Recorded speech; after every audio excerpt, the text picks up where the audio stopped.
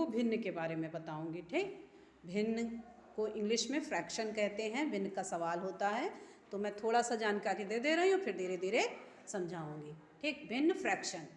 भिन्न एक ऐसी संख्या है जो एक पूरी वस्तु या समूह को बराबर बराबर हिस्सों में बांटने पर किसी एक भाग को दिखाती है। पहले बता दें फिर समझाते हैं। ठीक है, जैसे ये क्या बना हुआ, किसका पिक्चर बना है बताइए? एप्पल बना हुआ है। एप्पल, एक एप्पल है और इसमें देखिए मैंने 4 हिस्से किए हैं। 4 हिस्से किए हैं ना, ठीक है, और एक हिस्से को कलर कर दिया है। तो ये जो यहाँ पे परिभाषा लिखी हुई है वो बता रहा है कि एक पूरी वस्तु या समूह को बराबर हिस्सों में बांटने पर, हमने एप्पल के बराबर बराबर हिस्से किए हैं और एक हिस्से को कलर कर दिया है। तो यहाँ पे ये जो एक हिस्सा कलर किया गया है उसको ऊपर लिखेंगे 1, और 4 टुकड़े हैं इसलिए 4 लिखेंगे नीचे। तो ये एक हिस्से के एक हिस्सा हो गया ऊपर का जो कलर है, और ये 4।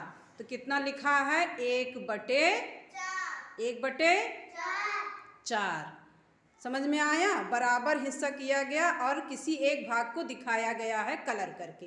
तो ये हो गया 1/4। अब ध्यान से देखो, 1 और 4 के बीच में एक लाइन है, एक रेखा खींची हुई है। इस रेखा को कहते हैं बटा की रेखा। बटा की रेखा को एक नाम और दिया गया है, इसका नाम है विभाजक रेखा। इसको क्या बोलते हैं? विभाजक रेखा, जो उसका विभाजन करती है। ठीक है, ऊपर नीचे उसको बांटती है। अब ध्यान से देखिए, ऊपर लिखा है 1।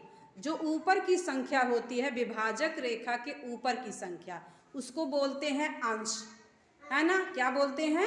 अंश। और विभाजक रेखा के नीचे की संख्या को कहते हैं हर। क्या कहते हैं? हर कहते हैं। तो ये अंश भैया हो गए और नीचे हर दीदी हो गई, है ना? ऐसा एग्जाम्पल हम समझ के याद कर सकते हैं। ठीक है, विभाजक रेखा के ऊपर की संख्या को अंश कहते हैं और विभाजक रेखा के नीचे की संख्या को हर कहते हैं। ठीक है, ये देखो इस तरीके से दिया गया है, आपको समझना है और ऐसे ही अपनी कॉपी में नोट करना है। ठीक है, फिर ये आज समझ लो, फिर मैं बाद में आपको सवाल समझाऊंगी। ठीक, चलिए लिख लीजिए फिर अपनी कॉपी में।